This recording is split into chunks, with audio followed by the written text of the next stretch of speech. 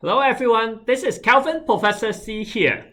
So today we are going to talk about first-time home buyers incentive 2.0 or update.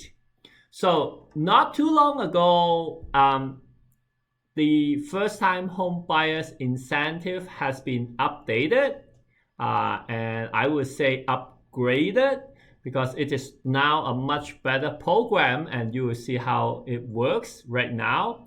But if you want to know the detail about the first-time home buyers incentive, I have another video which I can link somewhere up there, so that you can see the original first-time home buyers incentive program. Now it has an update and an upgrade, which is much better. So I'm going into detail to tell you about how it is updated, and it's already enforced right now. So now everyone is using it, and hopefully it will help some of the first-time buyer to purchase their first home. Okay, and I'll give you my opinion at the end how I think about the program. Okay, so let's look at the update first. So just to give you a brief summary of the original plan, the first-time home buyers plan, the original plan is, if you are a first-time home buyers, okay, that definition, first of all, I want to let you know, I don't like it. I don't like to call it first-time home buyers, because if you read it in detail, in reality, you don't have to be first-time home buyers in order for you to qualify it. For example, if you bought a home 7 years ago and sold it 6 years ago, and then now you buy another house, are you first-time home buyer? Well, in the English term, you are not first, because this is your second time buying a house. But in the definition of first-time home buyers incentive program, yes, you still qualify for this program, even though this is your second time buying this house. So if you want to read about that, or if you want me to do another video about the first-time home buyer definition, I can do that too. But let's say you, under the definition of first-time home buyer, you are, then this program, this original program, allow you to allow the government to contribute 5% to you, or basically give you 5% as a down payment for resale home, and 10%, up to 10% for pre-construct home, okay, to help you, give you a down payment. So if you don't have enough down payment, they give 5 or 10% to you, depending on what type of house you are buying. Right, and of course you can only buy for principal residence only, and it has to be insured by CMHC, and we pay with and amortize over 25 years, and so forth and so forth. Right, now on top of those rules, there are other additional rules. For example, the original rules is the income on the mortgage must be $120,000 or less, right? Because if you make more than that, the government say, hey, you don't need my help, right? I'm here to help some people to buy their first home. You don't need my help. You're high income, right? So also, the mortgage amount is maximum 4 times the income. So let's say you're making $100,000, you cannot borrow more than $400,000, okay? So if you're making 120, then the max is $480,000 mortgage, and then including some of the down payment you may have, maximum purchase price is around $500,000. Got it? So what has upgraded? What has updated? Just like last week. And last week, finally the government implement an update, which they announced a couple of months ago, and I also did a video on that, is they are now allowing you to use the maximum of $150,000, okay? And also the maximum mortgage amount can be 4.5 times your income. That means, if you are actually making $150,000, you can borrow up to $675,000.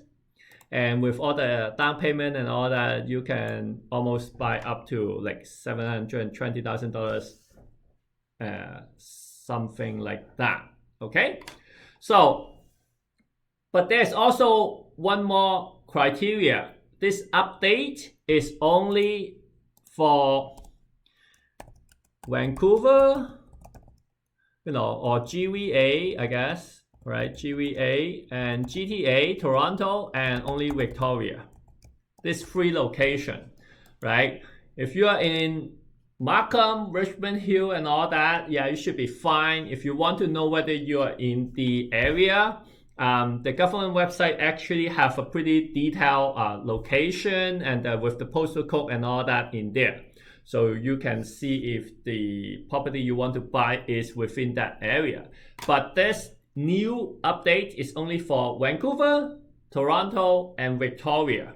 If you are not in those areas, if you are not buying houses in those areas, then you are going to follow the old rules. Okay, so these are the rules that you will follow. If you are now in this Vancouver, Toronto, and Victoria, then you are now in this new rules area. Okay, so what do I think about this? Okay, first of all, I want to let you know that ever since the implement of the original first-time home buyers incentive program, there are less than 100 applications in Toronto area, in Toronto, and like there are only less than 80 approval on that. So as I mentioned in the original video that I did, I do think that this program is useful for people. It's good. It's a good step toward the correct, right direction, but it's not useful for people who live in Toronto, which at that time the house price is even lower than now. And the property the house price is right now in Toronto, Vancouver is quite high. So as you can see, you can't buy much with $500,000 maximum purchase price. And that is assuming that you are making $120,000. What if you are only making $80,000? You just can't find anything, right? So think about it. If the program, which the government spends so much time and money doing research and finally launch it, and the biggest city in Canada has no use of it, what's the point of it, right? And time just proved that that's correct. There's no one in Toronto using it. I haven't processed any one of them, not even one.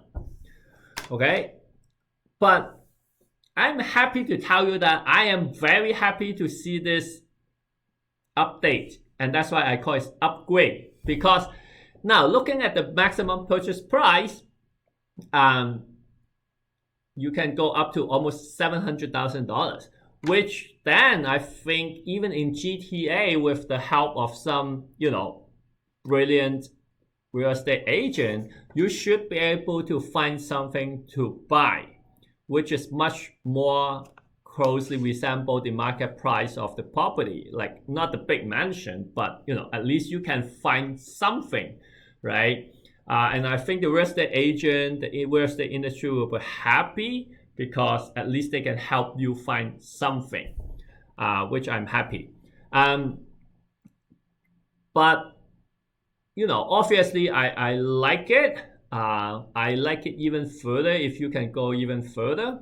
But I also understand that the government is having this program as a help, right? So if you're buying a mansion, you don't need the help. The help is for the people who just barely can make it to buy the house. And I also think that the timing of it is a little bit odd, personally speaking, because just 2 weeks ago, right, they just announced that they are pushing the benchmark rate up from 4.79 to 5.25, right? So that policy is tightening up the lending criteria, which then this policy is loosening it. So the timing of it seems a little bit odd because at the same time frame you have one policy that is tightening up and one policy is loosening up. So what do you want to do? Do you want to make it easier for people to borrow or more difficult? I don't know.